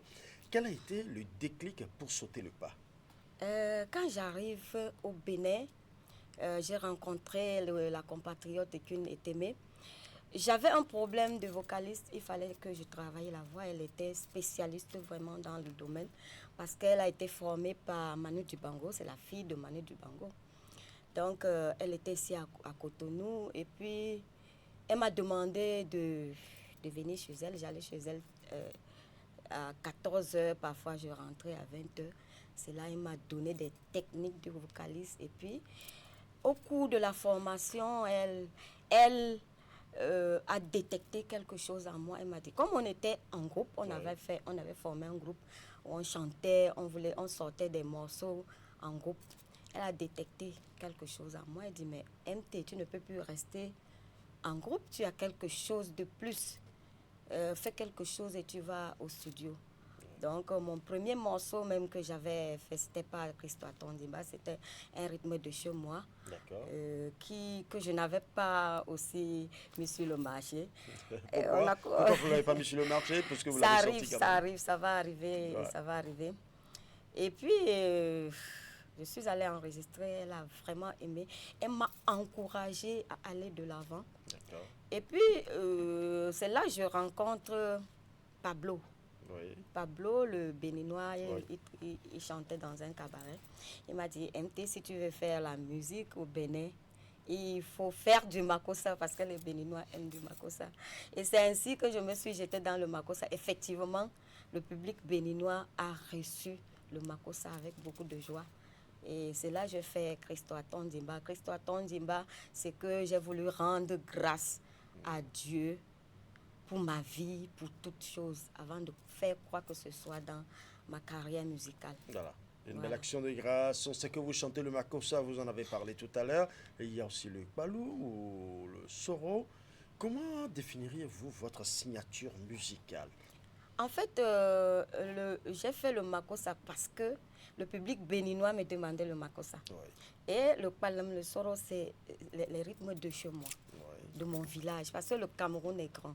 Chaque localité a son rythme. Le makossa, c'est le rythme des gens du littoral, les douala, les sawa en fait. Mais moi, je suis Bamoun, descendant du roi Njoya. D'accord. Donc, dans ma localité, il y a plusieurs rythmes qui sont restés sans émerger, que les gens ne connaissent pas. Qu'on n'a pas trop développé. Qu'on n'a pas trop développé. À un moment donné, on a un frère, il s'appelle Fadi le sorcier. C'est lui qui nous a ouvert les yeux. Il a fait connaître le rythme au niveau international. Aujourd'hui, c'est ça qui cantonne un peu partout. Le kbalam, si vous allez dans le YouTube, vous tapez kbalam, vous allez voir que beaucoup de rythmes du kbalam. Voilà. Donc, on s'est jeté et puis, quand je voulais faire le rythme de chez moi, j'ai constaté qu'il y avait d'autres rythmes en dehors de kbalam. qui étaient restés dans l'ombre qu'il fallait remettre faire ressortir. Voilà. Donc, je suis en train de travailler sur les rythmes de mon village. Ouais. Je suis en train de vouloir promouvoir la culture de mon village. Voilà. Je sais que vous avez collaboré avec plusieurs personnes, il y a des CQLF, on sait, vous avez parlé du Pablo tout à l'heure. Avant de parler de toutes ces collaborations, nous allons encore suivre un autre de vos clips qui nous permet quand même de mieux connaître qui est MT.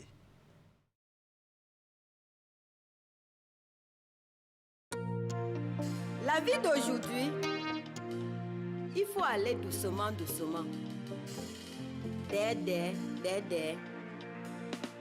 Dis comme l'on qu'elle appelle d'ici d'ordier. Dis comme la mio, vas-y mollo, mollo. Dis comme la mio, vas-y mollo, mollo. Dis comme la mio, vas-y mollo, mollo.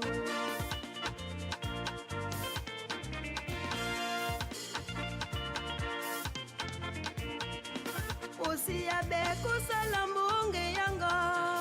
Jipa nena yonge yanitem. Bunya boa tunge. Vas-y molo molo. Usengi. Vas-y molo molo. Molo molo. Vas-y molo molo. Vas-y molo molo.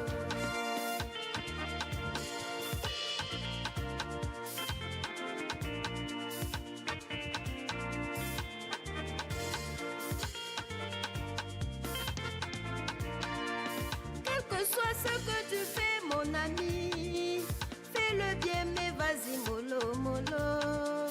Sois patient, vas-y, mollo, mollo. Vas-y, mollo, mollo. Un jour, tu feras la fierté de tes parents. Vas-y, mollo, mollo.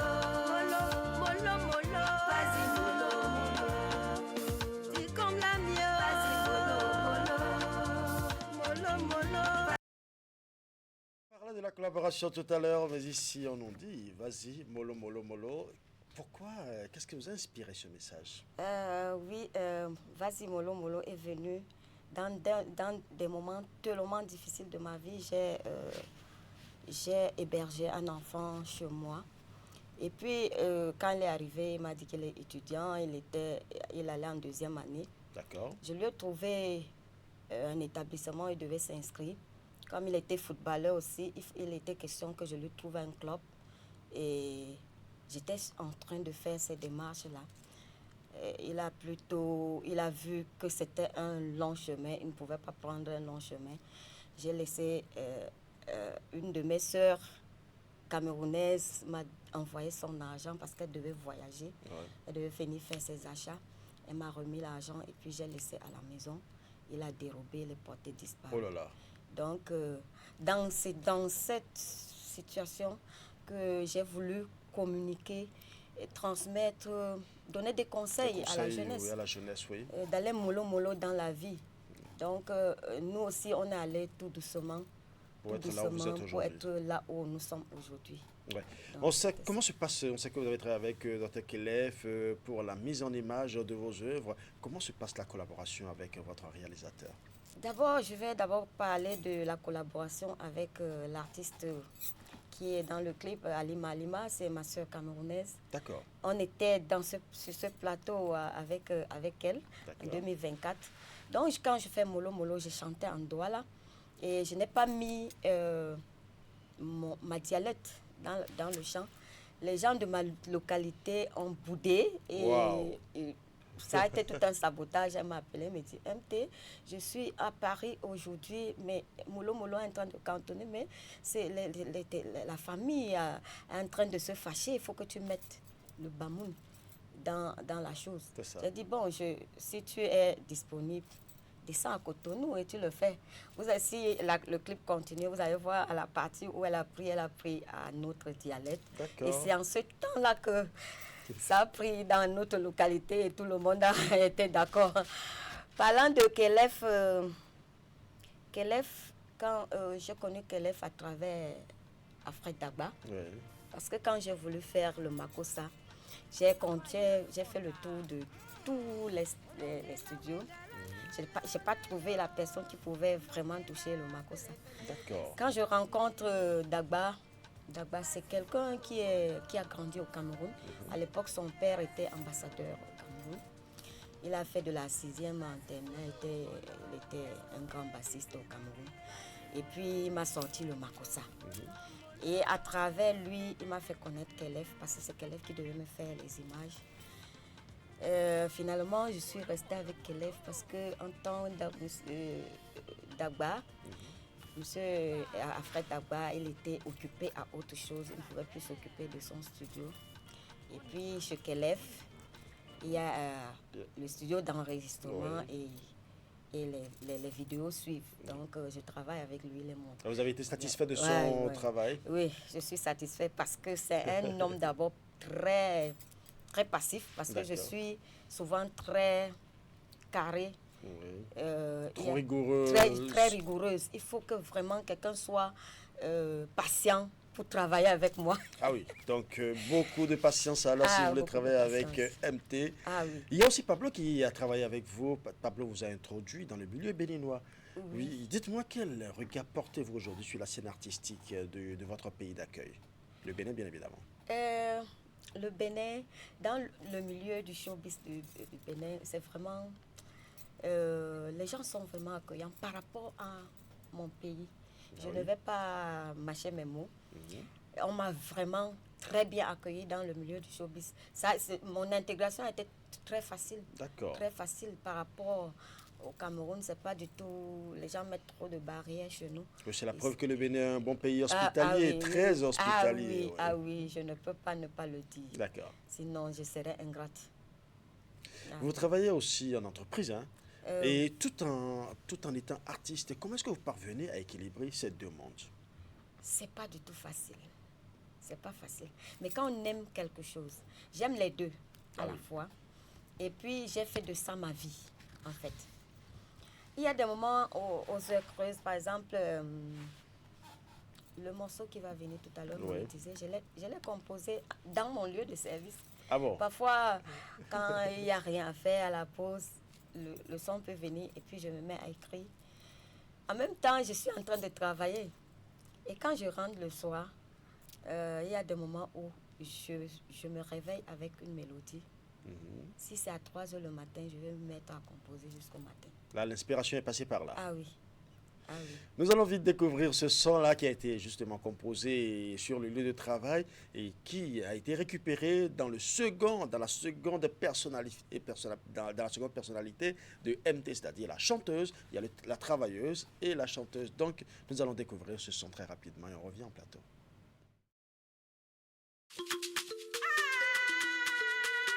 La consolation dans la monétisation.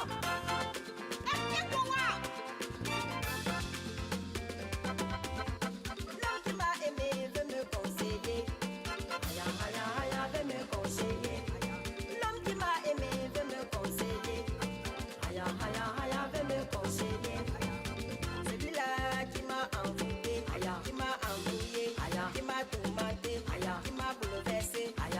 Aujourd'hui, il veut me conseiller. Veut me conseiller. L'homme qui m'a touché veut me contrôler. Veut me contrôler. Celui-là qui m'a saboté, qui m'a méprisé, qui m'a insulté, qui m'a rabaissé, qui m'a méconnu, qui m'a chiffonné. Dis-moi, rabibé pour George. Dis-moi, rabi son homme. La gueule qui m'a lagué veut me contrôler. Veut m'embrouiller, veut me respecter, veut m'embrasser, veut me chouchouter.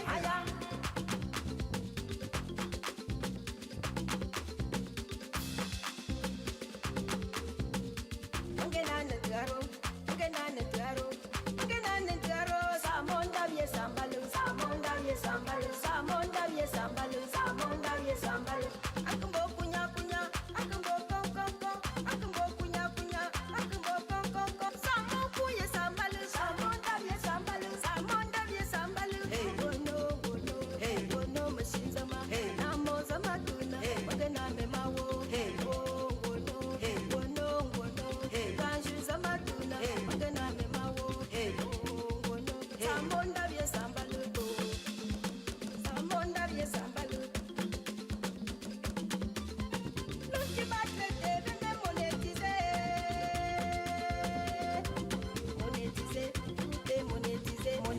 monétisé, monétisé, relation monétisée, monétisé, monétisé, même dans les familles, monétisé, tout est monétisé, monétisé, la religion, monétisé, Jessica, monétisé, Dagobert, monétisé. Il n'y a que le ciel qu'on ne peut pas monétiser. Tout est monétisé.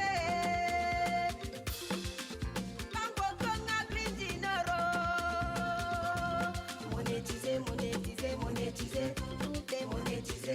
Melinga usande hewa, melinga usande hewa, bonka bungoya hewa, bonka butoka hewa, basiru mayaka hewa, melinga usa hewa, wa hewa.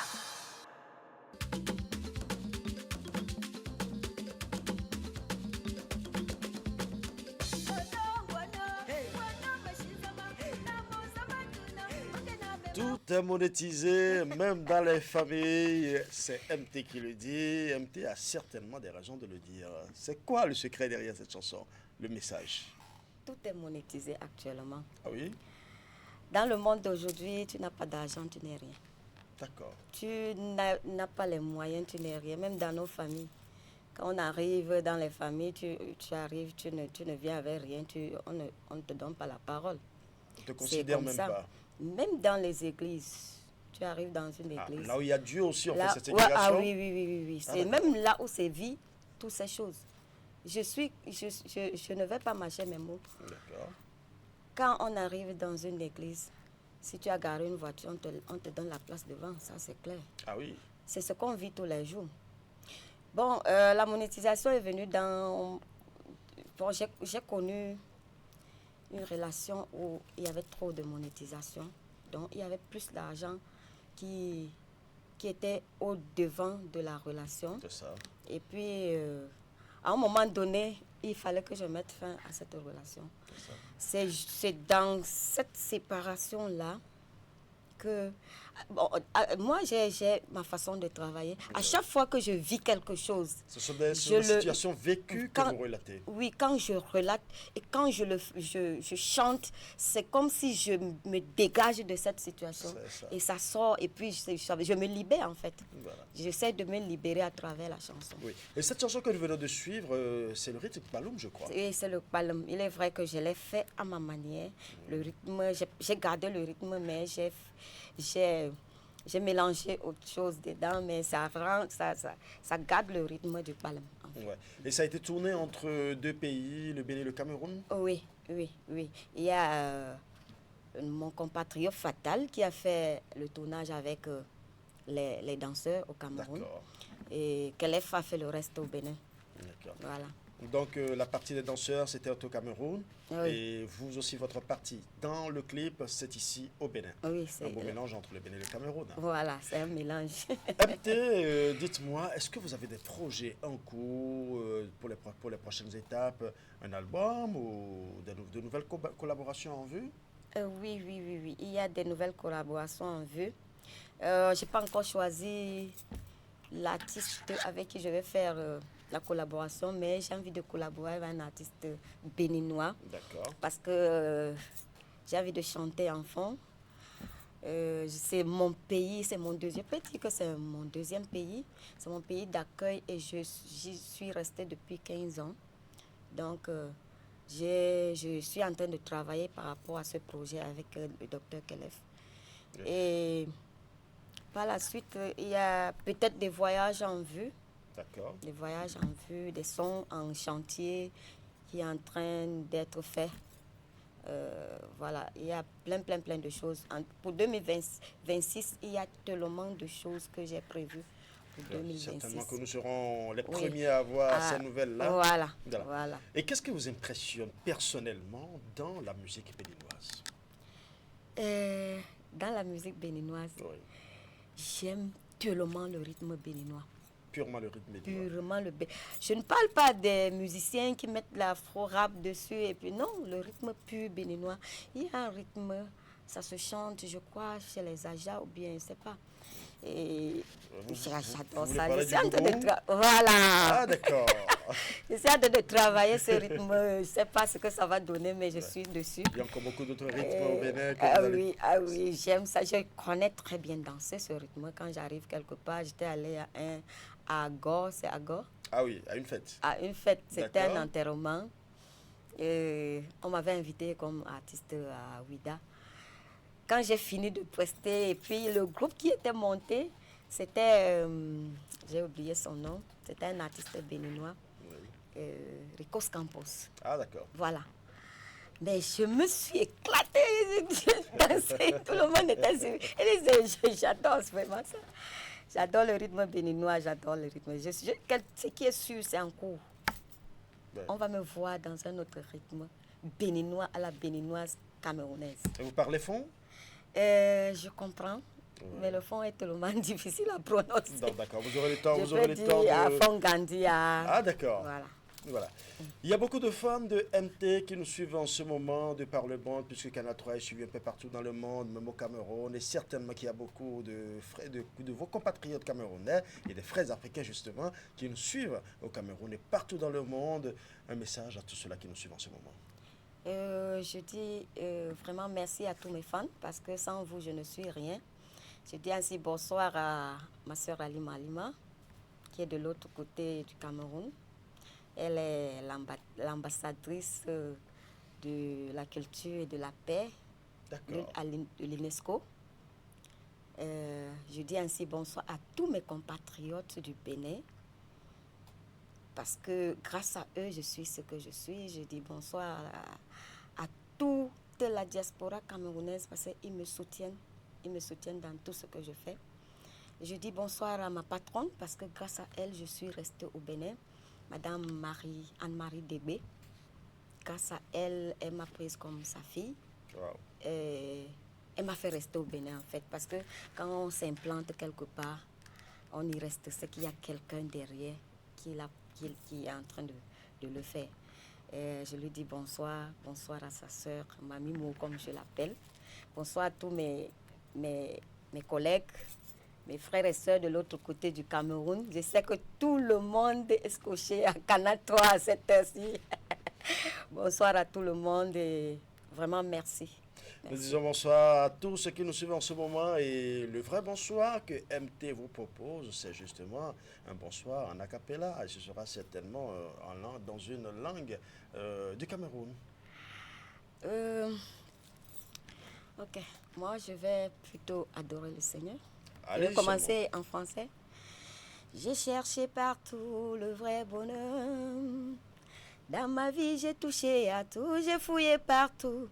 Je n'ai jamais trouvé la paix et la joie. Dans ma détresse de tous les jours, Jésus-Christ m'a tant aimé. Il m'a sauvé, c'est une fois pour toutes. Le secours m'est venu de l'Éternel, qui a fait les cieux et la terre. Ou mankake payu ketata ungai nget pouponcier. Je suis racheté au prix de son sang qui coula au mont Golgotha. Je suis libéré de tous mes péchés. Je suis pardonné, oui, je suis sauvé.